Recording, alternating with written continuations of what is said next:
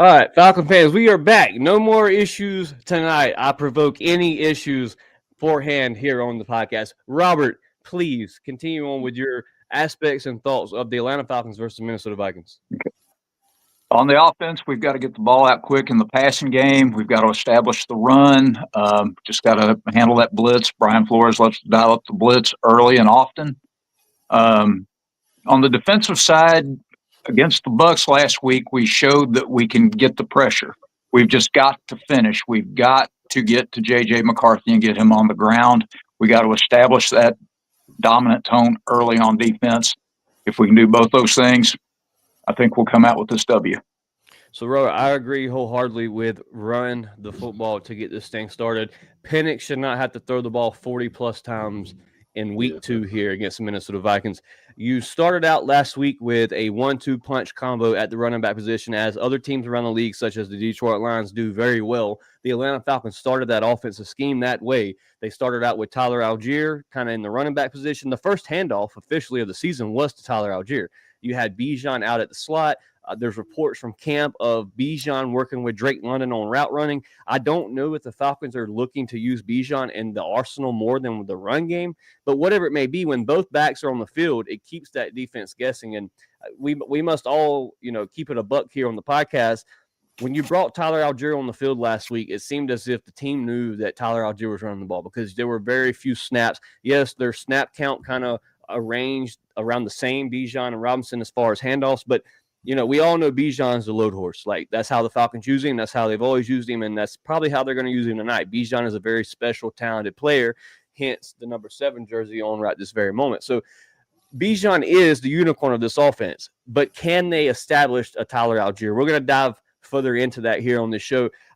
Philip, I don't know if you have the injury report in front of you, but I'm going to run it through real quick. The Minnesota Vikings are a banged-up team. Mr. David, you had that on hand, correct? I do. Mr. David, if you wouldn't mind, could you run us down on the injury report today for the Minnesota Vikings and the Atlanta Falcons? Okay, Andrew Van Ginkel, outside linebacker. Christian Darrisaw, their starting left tackle. Nickel corner Jeff Okuda. Their other starting linebacker, Blake Cashman, went on IR. And they have running back Ty Chandler out. And then they had Harrison Smith, the starting safety, questionable, but I just saw that he's out for this game. And then backup linebacker Austin Keys, linebacker, was questionable. He's out. So yeah, we've kind of facing a pretty banged up team. Yeah. So it's always good to have. But if you look back to week 1, some people would say, hey, well, the Tampa Bay Buccaneers' whole offensive front was shifted throughout that game. Robert, you spoke on it here early. The Falcons found a way to get pressure, but they could not finish the ultimate goal when it came to get to the quarterback. You did end up having 1 sack week 1. Always would love to have more. Any sack is helpful, but getting home to me is my key to success for tonight's game is get to J.J. McCarthy. You're facing a young rook that really should have lost week 1 against the Chicago Bears. Caleb Williams had multiple times to lead that that offense out on the field and take that game, but initially allowed the Minnesota Vikings to make that comeback push. That is something the Atlanta Falcons must avoid tonight. If you get your foot on the gas, do not let it off, because last week, 3 plays in, you score a touchdown, your defense goes 2 and out right after that, and your offense stalls right before the half to initially even just tie it up or get you within scoring range to be a close game. Real quick, Atlanta Falcons Fandemic is in the chat with us. Said, DFU, what's good, guys? Glad to have you here, Atlanta Falcons Fandemic. Hit that like button. Bring your questions to the Falcons pregame show here. We got about 20 minutes. We apologize for all the technical difficulties earlier. A lot of people lost us on the stream. So if you were here earlier, please join back and give us your thoughts on the Atlanta Falcons versus the Minnesota Vikings. Philip, a topic that has been swarming the Atlanta Falcon newsfeed for quite a while since week 1. Younghoe Koo is officially not starting tonight for the Atlanta Falcons. We have a We have a new kicker in town, Parker Romo. He initially kicked for the Minnesota Vikings at one point in his career. Did a little bit of research on him over Twitter. The guy's got a nice little following, a fan base that says he is a very solid kicker. He's young. Shout out to the class of 2016, the same year I graduated. Parker Romo, a young cat, 27 years old, making his first official start here in Minnesota. Primetime game. Some players would say maybe Koo is a mental health issue. Maybe Koo is injured, but the reports came out, Philip. Koo was designed to sit out for no injury-related purposes. Philip, your thoughts on the Koo situation now? A new face in Atlanta. You know, you're used to seeing that number 7 on the field at the kicker position. Now you have a new guy in Parker Romo that could probably win a starting position here tonight. Philip, your thoughts on it, and then rotate that around to Robert and David. No, I mean, you know, we've all had this in our thoughts. You know, the more and more Koo kept missing kicks, it had to come. You know, it happens. You know, but you ain't doing the job. You don't have to, you know, you feel like you're not being competitive. And that's how I feel like it's been. Like, hasn't been competitive. He really hasn't had any competition, whether it is, you know, to kick. It's always been his job just because of like who he knows and stuff like that, I feel like. But none of that. If Parker comes in and says he comes in tonight and wins this game, it's, in my opinion, it's over for Koo in Atlanta. And, you know, some people would hate that, but some people would love it. But I really don't care. I just want to win. I want to make kicks that are kickable. Just as, you know, Raheem said last week, that kicks like that are very kickable and very makeable. Mm-hmm. We have to make those kicks. I don't care who it is. I don't care. Shout out to Raheem Morris, because, you know, there were a lot of fans that were bashing Raheem after, you know, last year's performance and taking so long to make a change at not only the kicking position, but the quarterback position when it came to Kirk Cousins being injured. Michael Penix, should he start? Should he not start? Shout out to Raheem Morris for making that initial aggressive move early on into the season before this becomes a week after week situation. There were reports that Koo went 95% or 92% during training camp. That's why Koo came out on the field to be your kicker. That's why they had trust in Koo. And I agree with what you're saying. It had the competition hasn't been there. The aggressiveness hasn't been there. Phil, you've seen it in preseason. Koo missed a field goal. You've seen it in warm-ups week 1 before the game. You were at the bins. You've seen it firsthand before the game even started. Koo was having issues with 40-yarders. A doink on a extra kick, or, you know, like, or extra point. Like, what are we doing, bro? You got it. We got to get it right, man. I ain't got time for this same old. We need it now. Yes, sir. Robert, your thoughts on the initial? Go ahead, David. Yeah, I was gonna say, Koo definitely was a fan favorite in Atlanta. You know, everybody wanted to see him go do good. He went from at one point being the most accurate kicker in the league over the few years, that then, like I said, everything went down here from there. Definitely something's going on with the mental. You know, once an athlete get that give in them, it's hard to come back from that. He's in his own head. He definitely got the leg to kick. He knows how to kick. He showed us that for years. But now something this last year and a half is just, I don't know. It's crazy. It's definitely been all of it. And it brings you back to the Charger days of Koo. Like, that's the Koo that I'm seeing right now in the Atlanta Falcons uniform. And you're right, David. You're absolutely right. Koo became a huge fan favorite here in Atlanta. There's our very own Cody Keeler is probably Koo's biggest fan. And he even stated, you know, Koo, maybe it's time. Like, maybe it's time the Atlanta Falcons make this change to just see, you know, is it a hold'em problem? Is it a special teams issue? Is it a mental problem? Tonight is the night, man, and Parker Romo has a big job ahead of him against a very, very winnable game, I believe. My wife said all his issues coincided when they took the number 7 jersey away from him and gave him 6. We said the same thing. It's like, as soon as he put on the jersey or took the 7 away, it was like, what is going on? Robert, your thoughts on the new kicker tonight, brother? I mean, you've been on the podcast here now for about 2 years here with DFU, and Koo has been a topic for quite a while here on the podcast. Now it officially maybe closes out after tonight's game. Robert, your thoughts on Younghoe Koo, where he stands as a Falcon? You know, if Romo has a very well game tonight, what is the plan for not only Koo, but for Parker Romo here in this Atlanta Falcons offense? Well, the old saying, it's a "what have you done for me lately" league. And, as much as Falcon fans love Younghoe Koo, myself included, and like you said, Raheem's showing the urgency. He knows that Mr. Blank's patience is probably running a little thin. He doesn't want that seat to get hot. And I think he learned his lesson last year as far as, oh, let's give it a little more time, give it a little more time. Koo had the hip injury last year, but he's had all off season. He's had all training camp. And like David said, I think it's a mental thing. I think he's physically healed, but, just Raheem's doing the right thing by, setting him aside, giving Romo the chance. And if Romo goes out there and performs tonight, I think y'all are right. I think that Koo's time is pretty much done. So the reports that came out this week, Robert, that Eddie Pinheiro, we all know the name Eddie Pinheiro. He's a former Carolina Panther kicker, the guy that, really set off a show in the Mercedes-Benz with missing a lot of field goals when it came to the Panthers should have won that game. But other than that game, Eddie Pinheiro had a very, very great season last year, falling in second place at success rate and, field goals. Eddie Pinheiro had the choice, was coming to Atlanta. Like, there was no choice. He was on the way to Atlanta, and the 49ers ring the bell and say, hey, we would like to have you. Eddie Pinheiro kind of shoots shade at the Atlanta Falcons and says he chose the 49ers because he was wanting to go to a winning team. So you initially settled with Parker Romo, now a guy that is very young in his career.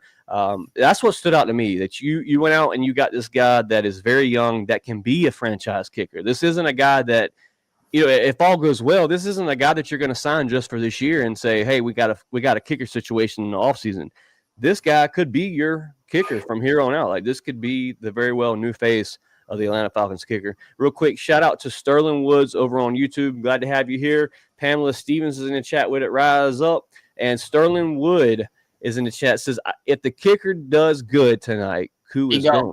He gone. He was gone. So we're all in agreement. If Romo comes out and does his task, we may not see Koo in another Falcon uniform.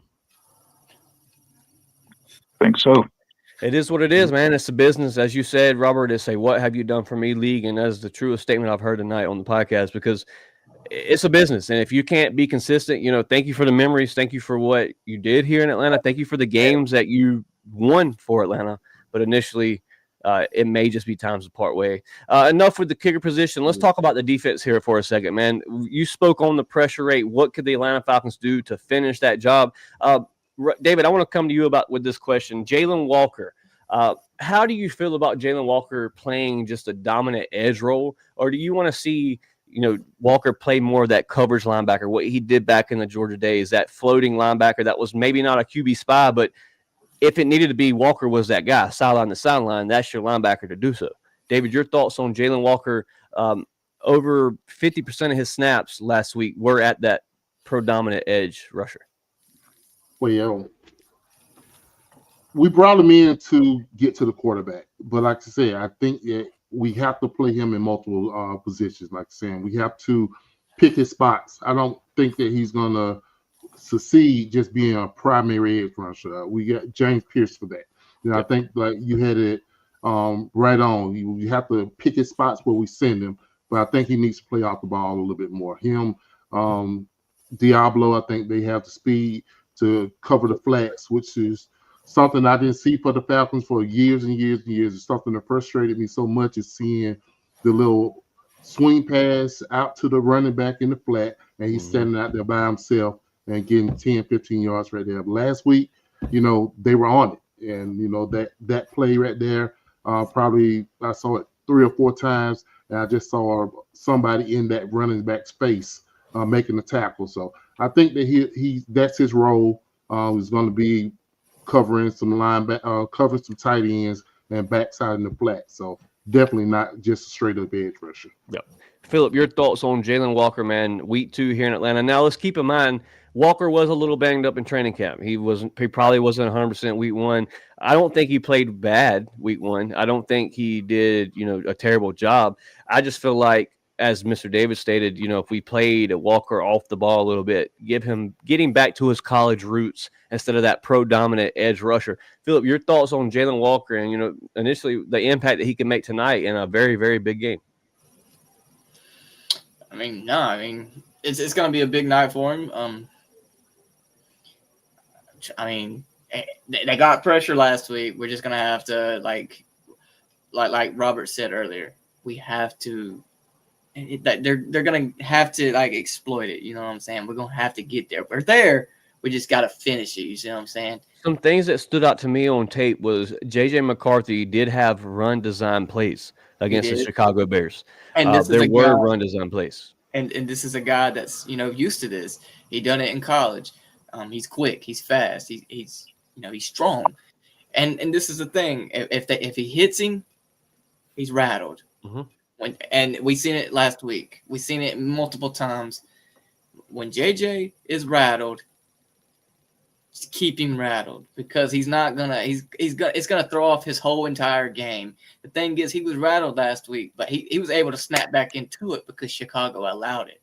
If we can continue hitting him, just being there, it doesn't matter. It's just gonna throw him off, and and in my opinion, that's a big important part of this game tonight because we've seen it last week and he bounced back, but we can't allow him to snap back into reality. We gotta just keep. I hate the slogan. We got to keep pounding him. Golly, not the NFC South divisional opponent. That made me throw up in my mouth. Sterling Woods with a comment here. He says, "Don't make mental mistakes tonight on defense. Get to the quarterback and make him stay in the pocket." Atlanta Falcons Fandemic says Jalen Walker and James Pierce Jr. has to exploit this injury-riddled line. Chicago got 3 sacks over their offensive tackle. Justin Silk is alone. No more roughing the passer. Yeah, we can't have those critical errors. Fandemic says, should be a great performing night for our linebackers. We must get JJ making decisions faster than he's used to. He makes bad decisions on the fly. That's true statement. Any quarterback that's under a deep pressure in the NFL is bound to sink. If you can keep pressure on that quarterback, it's bound to be a long night for that. He's a young quarterback, guys. I mean, this is a rookie. This isn't a vet that's been in the league 10 years. This is a guy that hasn't seen what all the NFL could throw at him. So I think my biggest key factor of this game would be Raheem Morris, Zach Robinson, Jeff Ulbrich. Do not get out coached tonight. Do not go out on that field and be out coached. Chase, one more point to make. When you're saying that we got to finish the pressures and stuff, that's not always a sack. I looked at the game last week. How many interceptions did we drop? At least 4. Yeah, at least 4. We got the pressure on here. We got the ball out early, and there was like you said, at least 4 plays that I counted that it should have been an interception going back the other way. Robert, Billy Bowman Jr. and James Pierce Jr. also, both of these players hit the injury list Thursday afternoon with limited at practice. Billy Bowman with a shoulder injury. Shout out to Drake London and Mooney. They will be back today in action. Billy Bowman will be in action. He is not on the injury list, as well as James Pierce Jr. Robert, how does this reflect on James Pierce Jr.'s effect to get to quarterback? Because he was our highest pressure rate player last week. He is going into the game with a slight groin injury. Now, this is reported that they have to report these injuries. Could be something minor. Could have been just a holdout to get back 100%. Robert, your thoughts on just finishing tonight and getting pressure on that right side that James Pierce Jr. lines up on? Well, I think that if the injury does play a factor tonight, and hopefully it is just minor, Pierce has got a high motor. He proved that in college. He's already proven it in his short time with us. If the injury is, if it does play a factor, Ulbrich's going to have to use his rotational pieces and be more effective. We've still got Arnold Ebiketie that can get to the passer. Rororo, he can still get to the passer. Brandon Dorless, we've still got some guys out there that can, as long as we keep them fresh, I think that, David, did you say that their starting left tackle is out tonight? Yeah, Christian Darrisaw. Yeah, that's going to be a golden opportunity to exploit. Mm-hmm. Yeah, absolutely, and that's, to me, that alone could be the recipe to success. I mean, a lot of our issue last week when that offense stalled out, man, was I believe offensive calling. I believe there was some play calls that should have not been called. If the plays were going to be called in that order, the personnel wasn't in the right direction.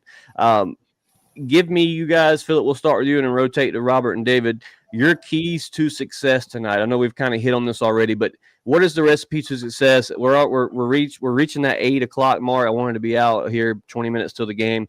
We're 20 minutes till kickoff. Give me your key to success and a hot take for tonight's game of what to expect against the Minnesota Vikings. Key to success is we got to keep Bijan and Algier running. We got to get them at least one over 100 yards on tonight. So you're telling me we need our running backs to be over 27 yards after the game? I mean, that's what we walked away with last week. 27 yards on the ground last week. We gotta hit them where it hurts, and they're weak right now in the run game. So we got to run the damn ball. Like, that's just simple. We got to just run it down the throat. Hot take is there's a fellow that's back, man. It's my favorite guy. One of my favorite guys, Mooney. Yes, sir. Showing out tonight. I'm seeing 2 touchdowns. Come on, Mooney with the 2 tutty on the opening week of 2025 NFL football. I love it. Love to hear it. That's a very good hot take, Philip. I think Mooney could be a big factor in today's game because, no shot or not to Casey Washington. I think he did exceptionally well for his first start in the NFL, but it hurt not having Darnell Mooney last week. The Cordell Hodge pass in the end zone that would walk away with the dub with 7 seconds left. I think Mooney makes that catch. I know Drake London makes that catch. I say that, but, Drake London had a rough going week 1. We had a lot of drop passes. Bijan even dropped a couple that were, in my opinion, walk-in touchdowns. So there's those factors that could factor in of why you lost week 1, but that's another week. We're here week 2, Sunday night to make a vengeance, get back to 500. You must make those catches. Robert, keys to success and a hot take for tonight's game, bro. On the offense, got to establish the run early, and we got to do it often. In the passing game, I know Zach Robinson loves the pistol formation, but that is getting way too predictable. I'd like to see Penix lined up more under center tonight, keep the defense guessing, and on the defensive side of the ball, finish plays. If you get close to the quarterback, bring him down. If you've got a receiver covered and it's in your hands, pick it. You guys are paid professionals. It's like David said, we had 4 dropped interceptions last week. It'd have been a much different game if we just held on to 2 of them. Yeah. Just finish plays on the defense. Absolutely. Robert, you got a hot take for us? Maybe something to expect tonight for these Falcon fans? I'm going to say that James Pierce gets his first sack tonight. And I'd say that A.J. Terrell gets an interception. A.J. Terrell versus the college matchup, Justin Jefferson. What a game it is tonight for Penix, to get his get back on, not only to get back even, but to get his get back on J.J. McCarthy, the quarterback that stole it all from him in the college level. David, your thoughts on key to success and maybe a hot take here before we close out the podcast. Control the line of scrimmage just on both sides of the ball. We can't let them be pass heavy in yardage and rushing yards. We have to make them one-dimensional, and then we'll go from there. We definitely got to protect Penix. Definitely can't let him pass the ball 42 times. We have to, like Philip said, we got to run the ball. We got to have a little balanced offense to keep them off balance and guessing. And my hot take, he said AJ with the interception. I think Bates and Watts come out with an interception tonight. Love it. That's a pretty great hot take because, man, both of those guys are young. I want to give a shout out to Terry Fontenot before we close this thing out because what a draft that Terry has shown already. Every rookie on the field but Jack Nelson. Like, that is a statement for Terry Fontenot to have these guys out and ready to start week 1. Xavier Watts playing next to Jesse. If you go back and watch the mic up from last week, like Jesse and Xavier Watts is like glue, dude. He's the thing that you say that, like the crazy thing, sitting there watching them warm ups, they're far apart from each other. They have the same motion of it's like they're. I'm telling you, there was on the mic'd up, man. It was like as soon as they come off the field, Jesse, Billy, and Xavier all on the tablet. Like, they're all 3 keyed on. Like, that's what you love to see. Your veteran stars like Jesse Bates teaching these young cats to be the future of the NFL, the future of the Atlanta Falcons. That's what stands out to me with Xavier Watts and Billy Bowman. Those guys are eager to learn, willing to do whatever it takes to get a W in Atlanta. And I think that's going to show, as David said, you're going to see more production as this season goes. You're going to see Xavier Watts. You're going to see Billy Bowman break out their cage. Like, Falcon fans, take week 1 loss with a grain of salt, because I really believe this Falcons team can be something special this year. My keys to success, man, is I'm going to bounce off of all three of you guys. You've got to be able to run the ball today. You've got to protect Michael Penix Jr. in the pocket. There was a lot of times he was being touched. Elijah Wilkerson, you have a big test at hand tonight. Be strong, and please, let's minimize the penalties tonight when it comes to offensively. I mean, offensively, we had too many false starts to set us back and initially just stalled out drives. Defense side of the ball, I want to see the defense walk away with some picks tonight, man. I want to see this defense, as Robert stated, Pierce gets his first sack tonight. That would be a phenomenal sight to see. James Pierce Jr. walks away with a sack. Jalen Walker walks away with 5 tackles plus, pressure rates out the roof. That's really all you can ask for. Another key to success. This is the really big key to success. We have got to hope Parker Romo is ready for what is at hand tonight. We've got to make sure that Raheem Morris and Terry Fontenot made the keyed in right selection at Parker Romo starting tonight at kicker. I mean, some would say it couldn't get any worse, but that's not always the case. So let's just hope that's a major key to success. We got to have a healthy kicker that can make field goals when it really comes down to it, because I don't have this game being a blowout. I have it being a dogfight. I don't see the Falcons just stomping all over the Minnesota Vikings. There's a lot of talent on that offense side of the ball. They have Adam Thielen, Justin Jefferson. Their running back's not a slouch as well. Aaron Jones. So there's a lot of talent that this defense will face hand with tonight against the Minnesota Vikings. My hot take for tonight is Drake London gets in the end zone tonight. Drake London comes away with 2 touchdowns. Bijan with over 80 yards on the ground rushing. You get the run game started. You start it early. You establish it, and you air it out on the Minnesota Vikings defense. Guys, we are officially right at 20. I mean, not even 20 minutes anymore. We're like 12 minutes away from kickoff. So we're going to go ahead and close the podcast out. Before we do so, Philip, Robert, David, please give me your shout outs, and we'll get ready to close it out. Man, shout out to y'all, man. Shout out to the Lord above, man. It's been a good little Sunday. Had a good little message this morning. Thankful.